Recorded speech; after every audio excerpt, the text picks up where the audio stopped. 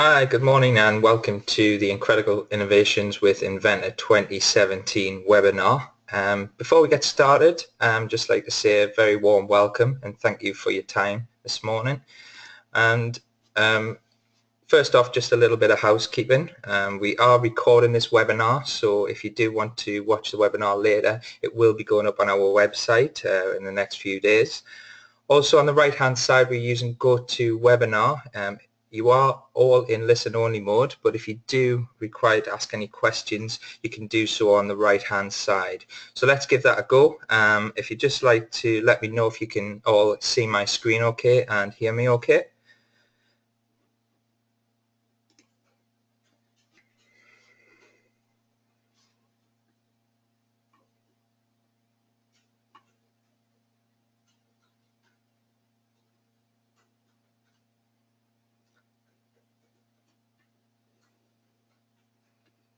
That's excellent. Thank you very much. Okay, so today's webinar, first off, just a quick introduction. First off, we'll be going into Inventor 2017 functionality, have a look at some of the design enhancements, also some of the interoperability improvements between AutoCAD and Inventor, and also lastly the communication capabilities. Okay, so we'll be jumping in and out of the presentation and also Inventor, so we'll have a little bit of a live demonstration for you as well. So my name is Mark Pattinson. I'm MFG Technical Manager here at Great Tech in the UK, and again a very, very warm welcome. So let's get going. So the first thing we're going to concentrate on is the large enhancements within the 2017 functionality. Okay. Oh, my good start. My PowerPoint's just crashed. Typical Microsoft,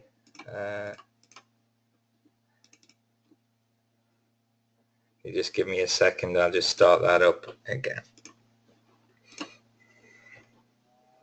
It's not often PowerPoint crashes, but there you go. I'm sure something happens when you're using GoToWebinar which interferes with the machine, but we'll get there in the end. Okay, so apologies for that. Okay, so first off, the massive enhancements within Inventor 2017 is now supports or full native support of 4K resolution on those fancy dancy screens and laptop screens. What this means for you is that the icons look more crisper. We don't have any small minus and plus icons on the left hand side within the browser anymore. We've now got these arrows and also your minimize and maximize buttons are a standard size. So over and above that, we have improved graphics. What this means for the end user, that little option on your iPhone, the HDR setting, which gives you full detail within the shadows and the highlights, Inventor has now got that capability. So your models look nicer and smoother and crisper on screen. Also, we have the expanded configurable shortcuts.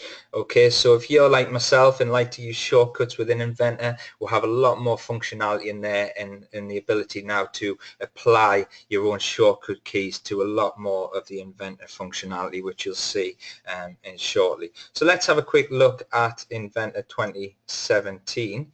So I'm just going to swap my screens across now.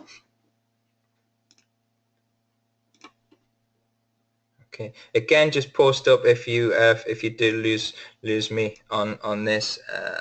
I'm trying to just make my dialog box for the questions a little bit bigger. That's better. So Inventor 2017 looks like that. So as you can see, very much improved layout. We've got the nice sort of misty grey title ribbon bar, menu bar at the top there. We've also noticed a significant change to no more big eye in the left hand corner. So on my training courses, I don't have to now say select the eye, get them options. In Autodesk have gone back to the normal file associativity there, so we've got all our options with under there. Just little tiny significant changes, but as you can see, the overall look of Inventor has improved and it looks a lot nicer to the eye.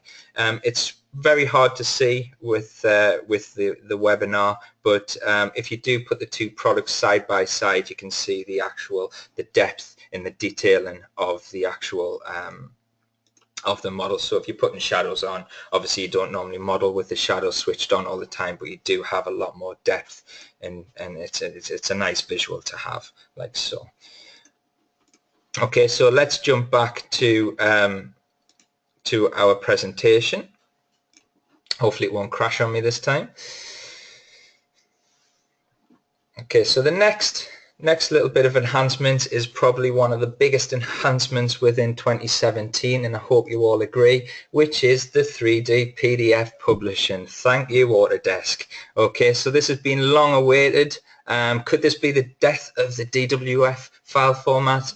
I'm still a little bit, I still do like the DWF file format. I'm a big supporter of that, especially now you can open it up within Internet Explorer and you don't need to download browsers. But now, guys, we have the 3D PDF. Okay, so let's run through this live presentation of the 3D PDF, just to show you some of the functionality. You probably agree that there is still some improvements that can be made, but who cares? We now have the 3D PDF. So let's have a quick look at that. Okay, so you should be able to see my Inventor screen right now, and we'll go through straight to the file option and go to export a 3D PDF. Okay, so it says powered by Anacore. I don't know who Anacore are. I believe this is some functionality that Autodesk may have purchased, but again, I'm not really bothered about that because we do have the 3D PDF now. So what do we get with these options? We have all the title information, your custom properties, etc., which you need to publish to the PDF for your client or for one of your colleagues to use on site. You also have the option to produce your design view representation, so it'll publish all your design view representations out to the PDF as well. So it's just a drop down and they can see exactly the areas you're concerned about. Visualization quality, I have played around with this. It doesn't make that much difference to the visual. It does make the file size a little bit smaller, but with the capabilities of email nowadays, let's keep it on high, especially for this presentation as well. Okay, templates. Okay, so with the template files, you can create your own PDF if you've got Adobe Acrobat. There are some default templates which do come down with the product in the 2017 product, especially designed for assembly, and that will give you all the information about the assembly around the model. But if you're not interested and you just want the actual 3D model, then the blank one will do absolutely fine. But as I say, you can customize this with all your company logo, etc. Now, normal functionality, you have the file output. So let's just pop it onto my desktop and we'll just call it 1, 2, 3, 7. Okay, why not? View PDF when finished, generate attached step file. Okay, so we can generate now from this one tool a step file to attach to this PDF. Again, brilliant functionality. Not sure if the file size will increase too much. So this is when you start thinking about, well, do they need everything in this particular model, or could I use shrink wrap or substitute level of detail to give them a more lighter weight model? Attachments, so you may have already created a PDF or even a DWF, I don't know, or a DWG file which you want to attach or append to this PDF file to send out as one package. You can do that from this dialog box. Okay, so we hit publish, and then it should go off and start creating our 3D PDF. Now, I'm doing this live, there's no smoke and mirrors, just to show you actually how long a PDF will actually take to create. It does take a while, unfortunately, gents, but obviously Autodesk will hopefully in the future improve this with updates and releases. So it's now 10 past 10, so we'll see how long this takes. We'll probably be here till around about 10 past 12. No, it doesn't take that long, don't worry. So there are improvements, but again, I keep saying this, who cares? We get a nice 3D PDF at the end of it. Okay, so let's just watch that bar slowly creep along. It seems to think about it more before, and then it just starts and goes through and publishes pretty quick. Okay, so with the 3D PDF, I have noticed that the file size of the PDF is larger than the DWF file. Again, this is something which possibly Autodesk, Adobe can work on the compression levels, but this is me doing it as a high percentage anyway. So you're probably talking a good, probably 10 meg or so larger on a, even on a 10 meg file. It would be probably double the size with a 3D PDF. I have done a few experiments with this, and it, as I say, it does make a little bit of difference with the low quality, but not significant that you would select the low visualization quality. So let's just watch this run through. And it's a good time if you do have any questions, just to start popping your questions. Okay, we've got, can you just check? I've got a question there that's saying that the sound has disappeared. Can everyone still hear me okay, please?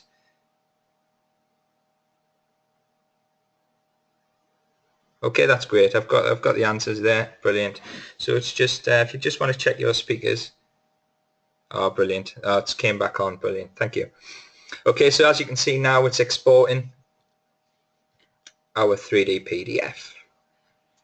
Okay, so this should open up in any PDF reader, Adobe reader, so we can see that going through now. So that's around about, let's have just a quick look at the model there.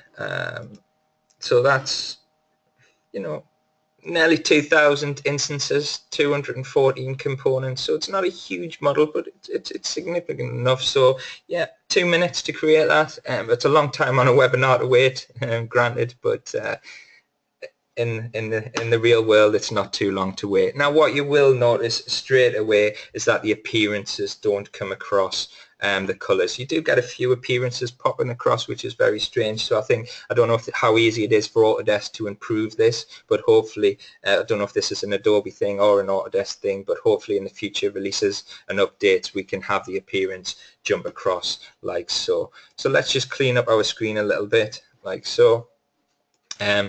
The first thing you'll notice is it is a little bit clunky for the rotation. I wouldn't say it's clunky. It does work, but look, we've got a 3D PDF, guys. This is probably just a little bit alien to us CAD users, but it's just a left click and a rotate, so it's not too bad, and you've got the option to do the pan like so. But guess what, guys? It actually does work with your 3D connection mouse. Okay, so who would have thought, eh?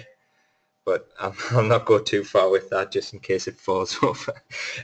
So within here, you've got some nice little options, things like rotate, pan, the norm, zoom in and out, the measuring tool. So let's have a quick look. Well, we'll come back to the measuring tool once I've got just one of the components. You've also got a nice little tree option, so you get your full browser history. Okay, so this is obviously matching your Autodesk browser without obviously the extrusions, etc. So you can easily just turn off components, any components you want. You can select them in the screen, it'll highlight them, you can turn them off quite quickly like so. You can right click and you can say that you want to isolate that particular component, which, come on guys, that's pretty good. Zoom in, come on, there we go. And it does take a little bit getting used to, as you can see, but it's workable, okay, because we have got 3D PDF. So we've got the measure now.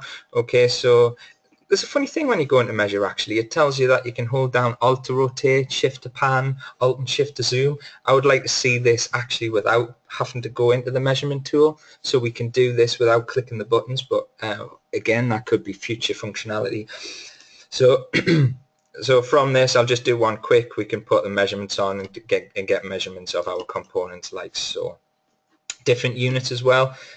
You can just click a line, pull it off. So it is a bit clunky, but you know, they've done a very, very good job of it, guys. One of the nicest things, I think, we'll have a lot of customers who actually do illustrations, so they use either Alias or they use Illustrator to produce their catalogs of data. Now with 3D PDF, they've done a really good job of allowing the illustration mode. And look at that, how crisp is that? The lines are fantastic. There's no doubling up of the lines. So if you do create a lot of manuals and catalogs, etc., you can use this 3D PDF for your pictures. Okay, for your diagrams. You've also got the option, which this one unfortunately doesn't have, but you can play any animations you do have within the Inventor Studio side of things as well. So let's drop that down to our solid, and then look at this cross section. Okay, so we even have cross section within 3D PDF. So if we go into the cross section properties, you can offset this cross section like so. You can even tilt it, and so on and so on. So there you go, we've got the cross sections, and last but not least, we've also got the addition of comments, so we can easily put in comments into our 3D PDF like so. I mentioned before we've got the default views. Okay, so you've got your design representations here, so you can quite easily go and slip through your different views. It obviously saves any a little bit like Navisworks. When you do have a point or a snapshot, then it'll go to that particular view like so. Okay, 3D PDF, yeah, still needs a bit of work, but I think they've done a very, very good job on this release. So hopefully you all find a use for that. So let's quickly jump back to our presentation. Just checking everyone can still hear me. Great.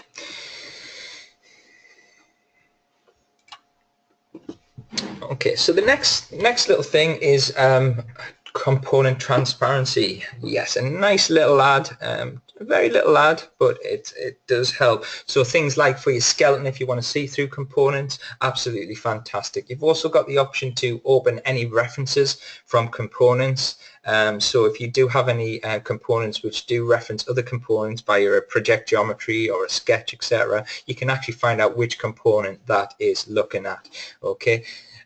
Also, we have the 3D sketch enhancements. I don't know, like myself, you're probably like myself, you try and avoid 3D sketch as much as possible, using many 2D sketches to create the same result. Not anymore. I believe Autodesk have done a fantastic job of improving the 3D sketch environment. So we'll have a quick look at that in a second, guys. Also, we've got the boundary patch guide rail, so pretty much like your loft, okay, with inside Inventor, the boundary patch now you can have a guide rail, and also with the rule surface options improvements as well.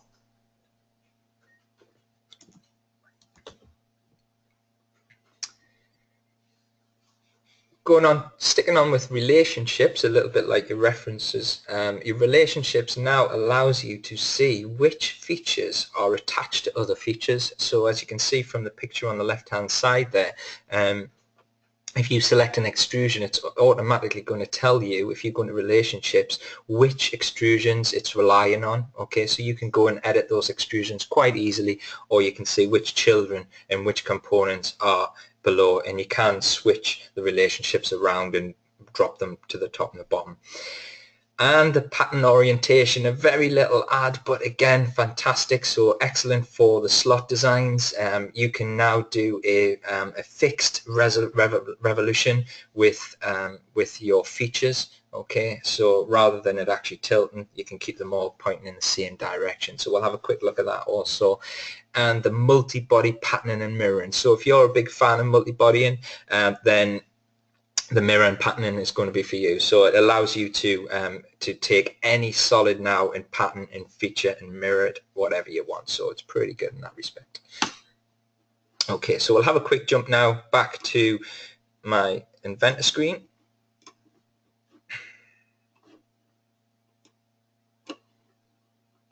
Okay, so transparency. So very easy to get into the transparency. You just right click and say transparent. And then as you can see, it's probably pretty difficult to see on the webinar because the graphics do go down slightly. But as you can see, I can now make any component just by right-clicking on it transparent. Okay, you'll see in the browser that it does change, so you can quite easily identify which components you have made transparent. So think of all those skeleton sketches you use for Frame Generator. Okay, you don't have to apply the glass or tint or Limo tint, whatever you do. You just right-click on them and make them transparent.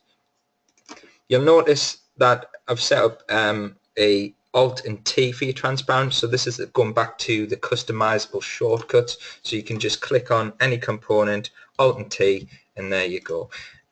Yeah, I think more than one key for a shortcut, it's not really a great shortcut, but again, it's another great enhancement. And like I say, just right click and create transparency. So for the referencing side of things, let's just go to part select, and we'll just open up any component here.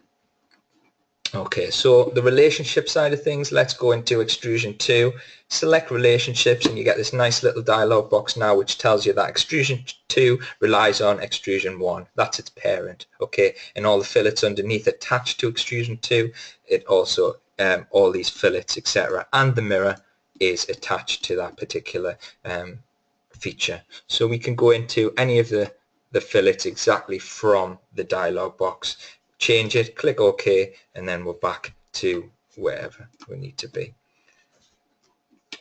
So the 3D sketch environment side of things, let's go into 3D sketch. We'll just go through a few of the options. So you'll see that we now have a nice curve to face option, which I'll show you in a second. New constraints, so we have things like constraint to face. We also have the ability to constrain to axes and also to work planes here. Also, we've got the option to do a 3D transform of a sketch where you pick it up and use a triad, as you can see from the diagram there, and pull it around, which we'll see in a second. And the biggest add, I think, for myself is you've got the ortho mode. Everyone loves ortho mode in AutoCAD. Well, probably Polar would be better, but ortho mode, yeah, it snaps to all the sketch planes and also the axes and restricts the actual movements you can do with the cursor. So let's see some of that in action. So first of all, we'll go into the sketch tool and pick our plane. Okay, so we just pick out any plane, and as you can see, we're just very straightforward, pick our sketch plane and then just draw a line. Now, what you will notice, we have the new dynamic input. Okay, so we can go very easily and say, well, we want this to be 1 inch. Okay, tab between, pretty much like the 2D sketch, and then 0 degrees. Okay, and that will then snap that line to that particular area. Okay, not only that, it actually does allow you to just still draw freehand. So let's just draw that. Let's put the ortho mode on and see what happens there. So as you can see, it starts to snap to the sketches and the axes like so. Draw it across, and then it just makes life a whole lot easier to do that. So let's turn dynamic off, and then we'll just use that sketch there, and then we can just say that we want this to go one along at 90 degrees. That's fine by me. Yeah, and then that's then freehand. So I've drawn my my first sketch. Okay, you'll see that I can now put that sketch line onto a face quite easily, like so. I can do things like align my sketch to an axis. Okay, not too exciting this sketch, guys, but you know, you get the gist. And then pretty much like any sketch constraint, if it already exists, it's going to tell you. Also, nice little feature add, we've got now copy and paste for a sketch. So just Control C, Control V, you get the nice little triad where you can specify an offset distance for your sketch. And again, do the same, just Control V again and drag it the opposite way. I'm just being quite rough with this, but there we go. Okay, nice little snap between points still. Okay, so we can do that. And we've got the 3D transform and move like so. You just find that now with the 3D environment, just things work. Okay, things are nice. So that's a little bit off there. So what we could do, we can have a look at whichever work plane we're wanting to offset these or align them up with. Okay, so I'm going to line them up with that just to make sure they're straight. And there we go, quite easily. I'm not bothered about that one and like that one. And you can just go through and constrain all your sketches so they're nice and straight like so. I don't know what this is I'm designing, guys. I'm just making it up as I go along, so bear with me. Okay, so that's a 3D sketch environment, and lastly but not least is the curve onto face. I'm not entirely sure why I'm excited about this one, but hopefully some of you guys will find a use for it. So we can now have the ability to sketch directly onto any face. Okay, you've got to be pretty careful with this because it does select any faces it sees there, but you can just draw around and it will be on the actual face like so. Okay, so you can do things like boundary patch, etc. on that particular item, and it will automatically put a boundary patch in there like so. Okay. Again, I'm not sure why I'm excited about that one, but it's a fantastic feature and hope you all agree. Okay, so let's jump back to the frame generator.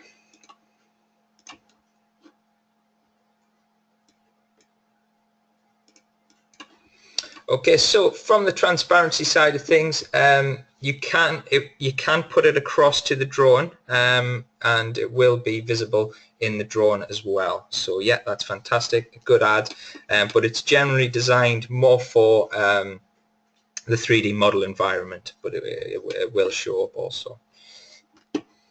Okay, so that was just a question from one of the guys, so there we go. Okay, so shape generator. Can I just ask a quick question? Has anybody on the webinar not seen shape generator yet? Generative design. So if you just let me know if you'd like to see a demonstration of that, or if you're happy with shape generator.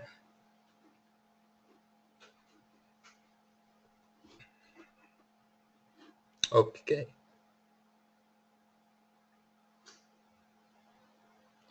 Okay, brilliant. So shape generator, it's not really a 2017 release, so I'll do it with this one here. It's not really a 2017 release, like I said before. It came out in 2016 R2, R3, a little bit better. 2017, vast improvement on it. The algorithms on working the shape generator is fantastic. Okay, so what this means is you can basically take a product you massively produce, run an analysis on this product, and it will have a target mass that you want to hit, and it will remove as much material from this product as possible. So obviously reducing the cost of producing the material, and also weight as well is very important. So let's have a quick look at shape generator. So I'm just going to open up my part now with 2016 R2 release. I'll just talk a little bit about the R releases, and Autodesk now aren't going to be waiting for 2018, 2019, 2020 releases. They're going to release what's called the R release. So if you want active subscription, you have access to these, and every R release they produce will have possibly a few patches in there, service packs, but more so they'll have functionality. Okay, so in R2 2016, if you haven't got it installed already, it looks like that shape generator. Okay, you also get things like let's have a look. I've forgotten what it's called there.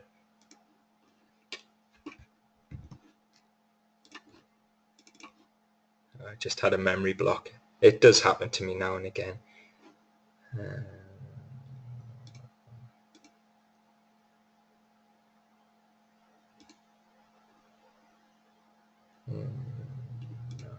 I'll come back to that one. Sorry, but you get it's a product which is on the iPad, and you can do all your analysis, etc. You get that built into the Inventor software now.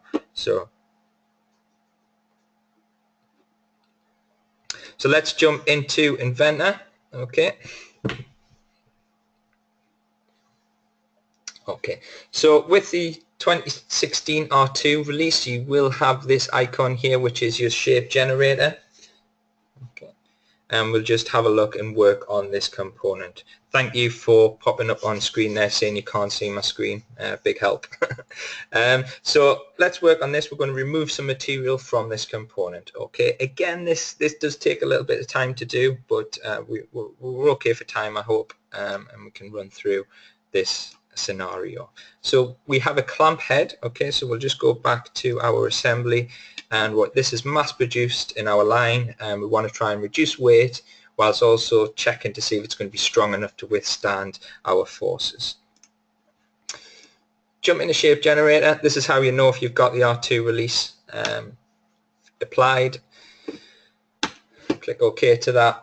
Now, with the R2, like I said, you get the Nastran solver installed. Okay, so the Nastran solver is it's originally originated from Nastran, from NASA, sorry, and it's a simulation solver. Okay, that sits on your machine. Okay, so you get that with the 2016 R2 release, so you don't need the Nastran software. So we go in, it goes into the shape generator environment, and we can just work across the ribbon so we don't miss anything, or down. It's entirely up to you. So you can assign the material you require. So if we just left that, it would be mild steel, but you can go through and just check any materials you want, and you can keep trying it with different materials, so you can find the best material which best suits your product. Okay, you can just bring them through from the Inventor part, which is still an Inventor, so that's great. And then we'll start and look at constraints. So for the constraint side of things, we'll you have all, well, not all the constraints, but you have most of the constraints you'll find in Inventor Professional. And by the way, you don't need the Inventor Professional to be able to do this. It's a standard Inventor as well. It will be applied to. So let's have a look and put a pin constraint on there. So that's fixed, and a frictional constraint onto there, because that one has movement. And then we'll specify, we'll put a force on this face here, like so, and we'll just go for around about 300 newtons. I'm just making this up, guys. And then you can specify a direction, but we'll just leave that because that arrow signifies that that is good for me. We now have this fantastic option to preserve regions. So the regions are obviously where we're going to attach other bits of kit. Okay, so in this instance, pins, etc., are going to be running through this area. So we want to try and remove material, but we don't want to remove too much material that we don't have these holes to fix.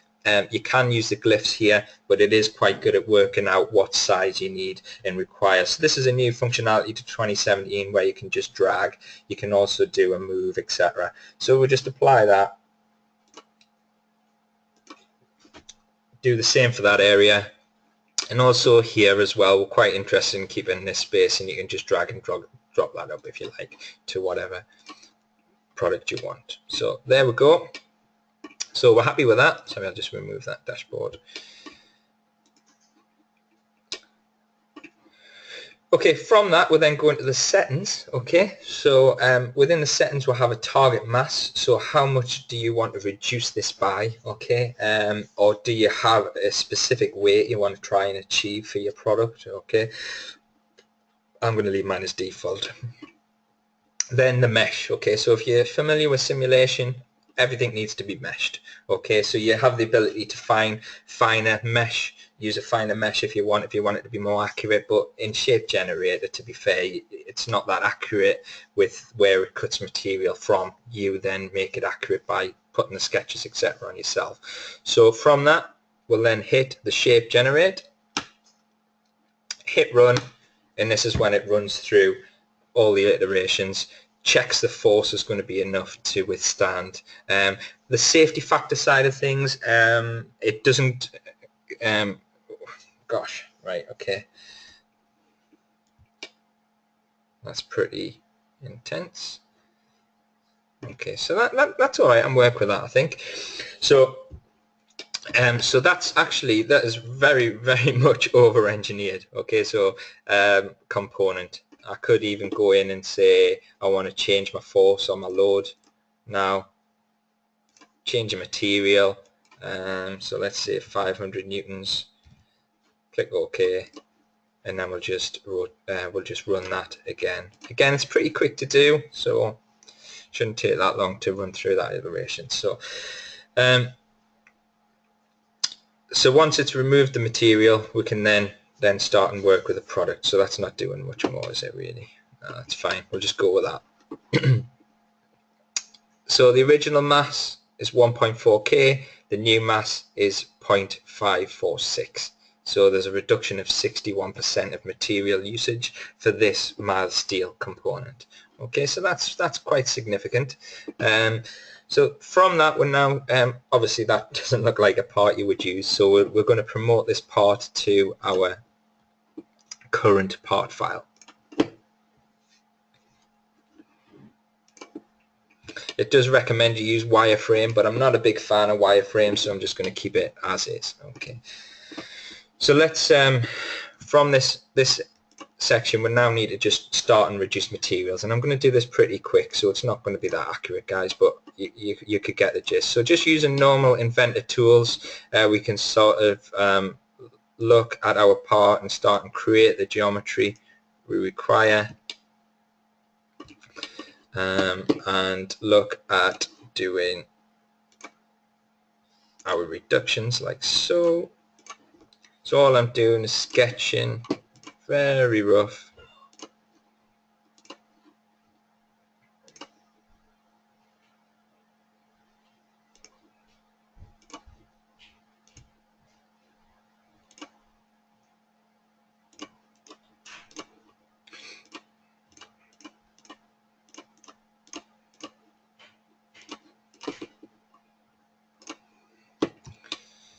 And that's probably going to, actually I'll take a little bit off the end there as well.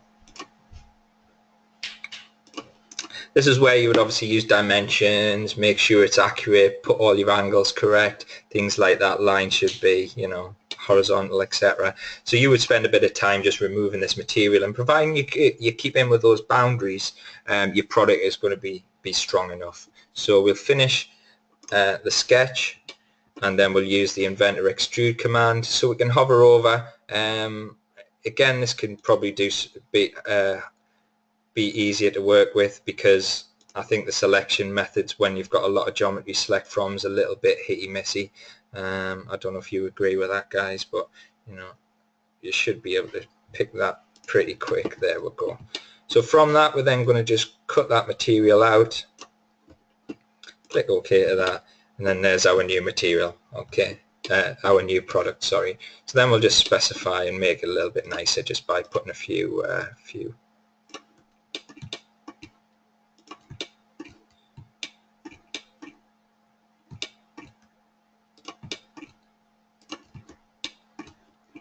okay, and then we'll just turn off component.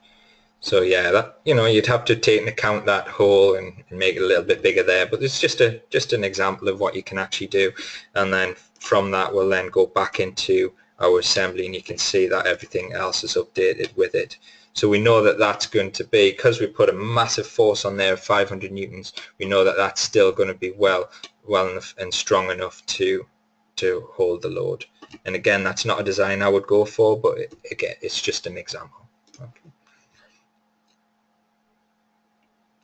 Just have a quick look to see if we've got any more questions. Oh, that seems okay. Good stuff.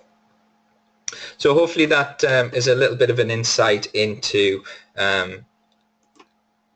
the shape generator environment.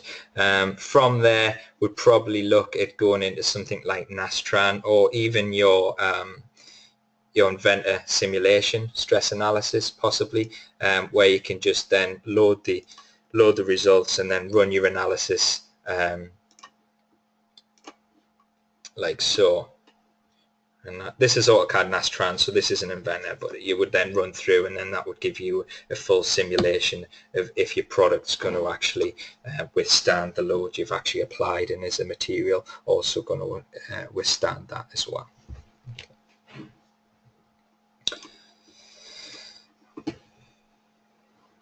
Okay, so let's jump back to, I hope that's enough on Nastran. Obviously, if you'd like to see more, you can also just contact me at the end, or ask some more questions, and I can stay on and do a little bit more on that. I would like to be more interactive at the end of the session, if that's okay. Okay, so that's Nastran. We'll jump back over to screen 1. Okay, so punch representations, we've got more visibility now of what they are. Do you want them deformed over the 3D sketch? We've got nice, if you're a big sheet metal fan, we've got 2 new additions to sheet metal. So it's basically we've got the options to do a round tangent now, okay, a round vertex, actually 3, and a square vertex, okay. Tube and pipe, you know, if you are a big tube and pipe fan, then one of the things which really used to annoy me was the fact that you couldn't put additional points in when you're doing flexible tube runs. Okay, so now we can do an intermediate point as you're placing the fittings down, and you can also change any fitting size at each end of your tube, which is another great addition to the tube and pipe. File enhancements. So there's been significant enhancements to the reference geometry. This came in 2016. Absolutely fantastic way you can bring in different files from CATIA, SolidWorks, Pro Engineer. So now Inventor supports multi-threading, and what that means is it's going to use all your cores on your computer to be able to bring that component into your model. So yeah, we're looking at like instant imports, etc. Hopefully, don't quote me on that. And also the ability to reference a step file now. Okay, so if you have a customer who sends you step files constantly, you can import that into your assembly, and if that step file does update from the customer, it'll automatically update within your Inventor model. So that's a very good add for that. Anybody using the DWG underlay functionality, and again, another great addition to 2016, we'll now have the ability to crop our drawings. So if you're bringing in an AutoCAD drawing and if you've been using this in the past, you know that it brings in a lot of information. So the ability to turn off layer visibility, again, that was 2016, the ability to crop out views you don't require, so again making it a little bit more user friendly. We'll have the option to repeat import DWG, so if you have all your different views on one drawing, we can import that 3 times or whatever for all the different planes, and then do a extrusion with intersect, and that'll give you your 3D component. So it's a very good enhancements to the DWG underlay. Okay, lastly, we're looking at the connected design for Autodesk. So this is in 2016 R3, I believe, not in R2, so you need the R3 release if you are still running 2016. This is the ability to share designs over the A360 account. Okay, so what I've got is, because there's a little bit of iPad in this, I've got a video just showing this, so we'll go through the video first, and I'll talk amongst that. Oh, we don't have the video. Oh, I just love GoToWebinar. Let's have a look.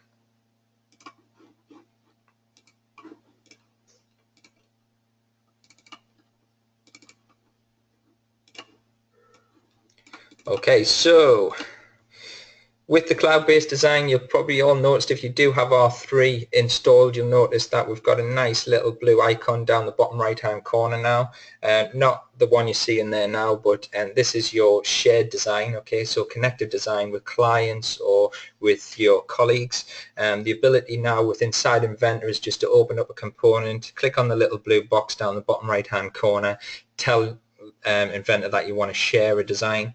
Okay, so you're designing that review, pop in your information of what you want to share, and also down the bottom you're going to put an email address. This will send a link to the user, and without downloading any additional software, be able to view this model, and you'll see in a second even on the iPads and the iPhones. So the iPhones is the technology is there now, with especially with the BIM 360 applications, but on the iPad, the A360 on the My Hub is all there. You can add comments, change materials, do a search on different materials, check the design, add a comment, check all the properties are okay, add a comment as you would expect, and then this comment, you will get a notification whilst working inside Inventor that this guy has in fact answered your question. So this is all inside Inventor, guys, so it's a pretty powerful tool. There's no need to be sending emails to customers, to clients anymore, when you've got the A360 directly inside Inventor.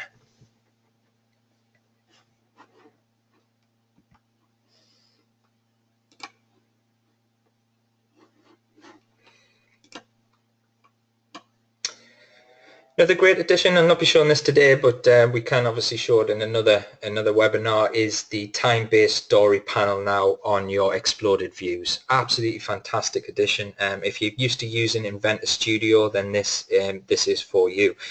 You can now see the timeline base down the bottom here, which allows you to drag and drop, stretch out the time, how long things take, and it's all in seconds across the top, so it's very good to do that. Your camera views, they were a little bit tricky to create within the previous model of 2016, but now we have snapshot views, so you can just right click and say create snapshot. Very easy to do, and then it'll just spin the model around automatically as you do in these trails. Okay, you then have a nice little publish the video, pretty much like you do in Inventor Studio, where you can publish a video out for your story modes. Okay, so this also links nicely to your drawings as well for your exploded views, exactly the same method as before. Okay, so that concludes the webinar. We will have a question and answer session just in a second, but if you do need some more information, just check out our website at greattech.co.uk. There's a lot of blogs going on there a minute of what's new, a little bit more in depth of what I've done today or this morning. You can contact me direct on my email, which mark.pattinson@greattech.co.uk, or you can contact our MFG Business Development Manager, who can arrange possibly a site visit or for you to come in and have a look at the new software, etc. So I'll leave those up for just 1 second. I am going to stop the recording now. Everybody who doesn't have any questions and are happy to leave, then thank you very much for your time, and hopefully we'll see you in the very, very near future.